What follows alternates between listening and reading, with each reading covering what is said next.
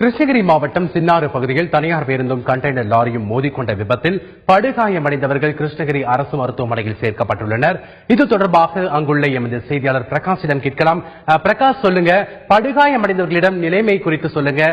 என்ன மாதிரியான சிகிச்சை அவர்களுக்கு அளிக்கப்பட்டு வருகிறது?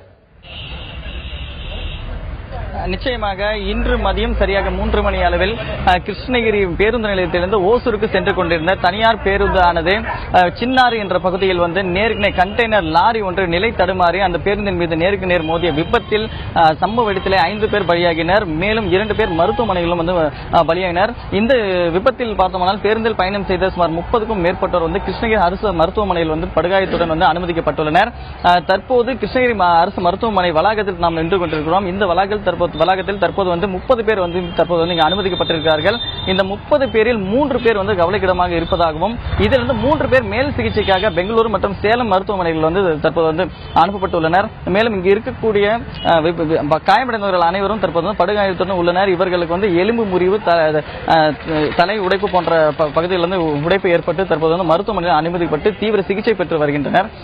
மேலும் காவல்துறையை பொறுத்தவரைக்கும் இந்த விபத்து குறித்து முழு விசாரணை நடத்திய பிறகு இந்த விபத்திற்கான காரணம் தெரிய வரும் என்று காவல்துறை தரப்பிலும் கூறப்பட்டுள்ளது.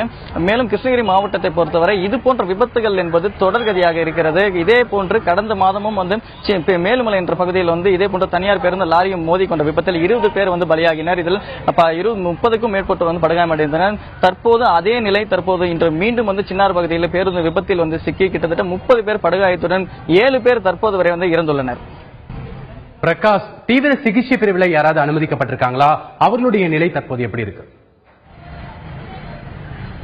நிச்சயமாக தற்போது கிருஷ்ணகிரி மருத்துவமனையை பொறுத்தவரைக்கும் தீவிர சிகிச்சை பிரிவில் சுமார் 10 பேருக்கும் மேற்பட்டோர் தீவிர சிகிச்சை பிரிவில் இருக்கின்றனர்.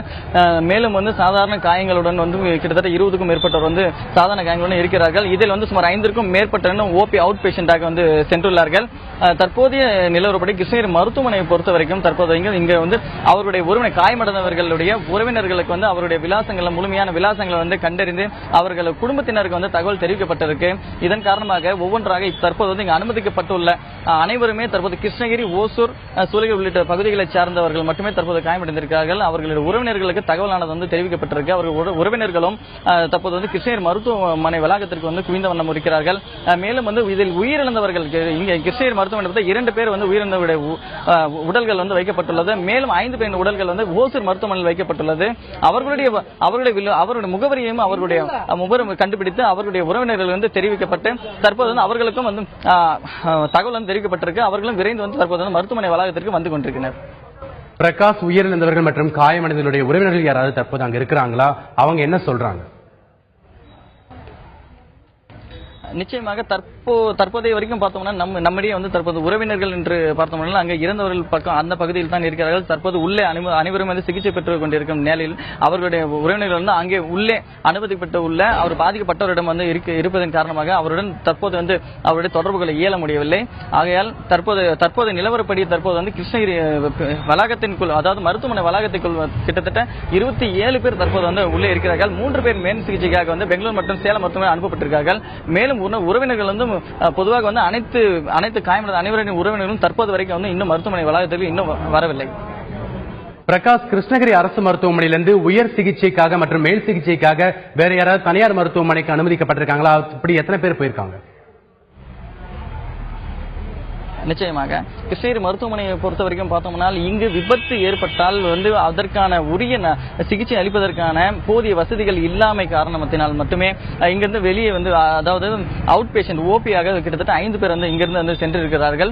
மேலும் இங்கு தற்போது குறிப்பிட்ட சிலர் மட்டுமே தற்போது கிருஷ்ணகிரி மருத்துவமனையில் தற்போது அனுமதிக்கப்பட்டிருக்கிறார்கள். மேலும் ஒரு 5க்கும் மேற்பட்டவர் வெளி தனியார் மருத்துவமனைக்கும் கொண்டு செல்லப்பட்டிருக்கு. அதாவது தீவிர சிகிச்சை பிரிவில் அனுமதிக்கப்பட்ட ஒரு 10 பேர் தற்போது இங்கு இந்த மருத்துவமனையில் இருக்க அவர்களையும் தற்போது மேல் சிகிச்சையாக பெங்களூர் அல்லது சேலம் மருத்துவமனைக்கு அனுப்பக்கூடிய நடவடிக்கைகள் இங்க மருத்துவர்களும் ஈடுபட்டு இருக்கிறார்கள்.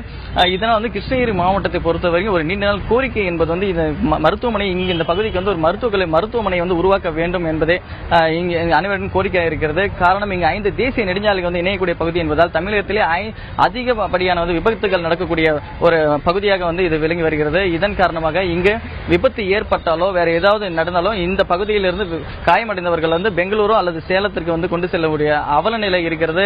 இதன் காரணமாக உயிர் சேதம் வந்து இங்கு அதிகரிக்கக்கூடிய அதிக வாய்ப்புகள் இருக்கு. இதனால் பல பேர் உயிரிழக்கும் நிலை உள்ளது. மேலும் வந்து காயமடைந்தவர்கள் பொறுத்த வரைக்கும் மருத்துவமனை கொண்டும் செல்லும் வழியிலேயோ அல்லது காயமடைந்த நிரந்தர ஊனமாகவும் ஆகக்கூடிய நிலை இந்த கிருஷ்ணகிரி மாவட்டத்தில் நிலை வருகிறது. ஆகையால் இங்க இந்த பகுதியின் ஒட்டுமொத்த மக்களின் கோரிக்கை அப்படின்னு பார்த்தோம்னால் இந்த பகுதிக்கு கிருஷ்ணகிரி அரசு மருத்துவக் கல்லூரி மருத்துவமனையை கொண்டு வரணும் என்பது அனைத்து மக்களின் கோரிக்கையாக கூட இருக்கிறது. பிரகாஷ், 7 பேர் இதுவரை உயிரிழந்திருக்கதா நீங்க சொல்றீங்க. இன்னும் உயிரிழப்பு அதிகரிக்கக்கூடும் அஞ்சப்படுகிறது அப்படின்னு சொல்றீங்க. இது குறித்து அங்க இருக்கக்கூடிய தலைமை மருத்துவர் ஏதாவது சொல்லியிருக்காங்களா? இது குறித்து சொல்லுங்க. நிச்சயமாக தற்போது இந்த விபத்தில் வந்து காயமடைந்தவர்கள் தற்போது பாத்தீங்கன்னா தீவிர சிகிச்சை, அதாவது வந்து அதிகப்படியான காயமடைந்தவர்கள் தற்போது வந்து பெங்களூர் மருத்துவமனைக்கும் சேலம் மருத்துவமனைக்கும் வந்து அனுப்பப்பட்டிருக்கிறார்கள். அவருடைய நிலைமை என்பது சற்று கவலைக்கிடமாக தான் இருக்கிறது. அவருடைய நிலை குறித்து அந்த மருத்துவமனைக்கு கொண்டு சென்று அதற்கு அவருக்கு சிகிச்சை அளித்ததன் பிறகே தற்போது அவருடைய நிலை என்பது வந்து தெரிய வரும். அதனால் வந்து மேலும் வந்து இந்த விபத்தில் வந்து கிட்டத்தட்ட 30க்கும் மேற்பட்டோர் வந்து படுகாயத்துடன் இருப்பதன் காரணமாக மேலும் இந்த விபத்தில் வந்து உயிரிழப்பு என்பது வந்து மேலும் அதிகரிக்கக்கூடும் என்ற வந்து இந்த அஞ்சப்படுகிறது. பிரகாஷ், அதாவது இவங்க படுகாயமடைந்தவருடைய உறவினர்கள் வந்த பிறகு அவர்களுடைய கோரிக்கைகள் மற்றும் வேண்டுகோளுக்கு ஏற்ப வேற மருத்துவமனைக்கு மாற்றப்படுவதற்கான வாய்ப்புகள் இருக்குதா? நிச்சயமாக தற்போது இந்த மருத்துவமனையை பொறுத்த வரைக்கும் ஃபர்ஸ்ட் எய்ட் என்று சொல்லும் அளவிற்கு முதல் உதவி சிகிச்சை அளவிற்கு மட்டுமே இங்க சிகிச்சை தற்போது வந்து அளிக்கப்பட்டு வருகிறது. அவர்களுக்கு இதன் காரணமாகவே வெளியில் தற்போது வந்து அவர்களுடைய உறவினர்கள் இங்க வரும் பட்சத்தில் தற்போது அவர்களுடைய காயமடைந்தவர் அவருடைய உறவினர்களை வந்து மேல் சிகிச்சைக்காக தனியார் மருத்துவமனைக்கு கொண்டு செல்லும் நிலையும் ஏற்பட வாய்ப்பும் அதிகமாக உள்ளது. காரணம் இங்கு வந்து அதாவது முதல் சிகிச்சை அளவிற்கு மட்டுமே தற்போது இங்கு சிகிச்சை அளிப்பதாக உறவினர்கள் சிலரும் தெரிவித்துள்ளனர். கிருஷ்ணகிரி மாவட்டம் சூலகிரி அருகே உள்ள சின்னாறு பகுதியில் கண்டெய்னர் லாரியும் பேருந்தும் மோதிக்கொண்ட விபத்தில் 35க்கும் மேற்பட்டோர் படுகாயமடைந்திருக்கிறார்கள். இதுவரை 7 பேர் உயிரிழந்திருப்பதாக எமது செய்தியாளர் பிரகாஷ் சொல்ல கேட்டோம்.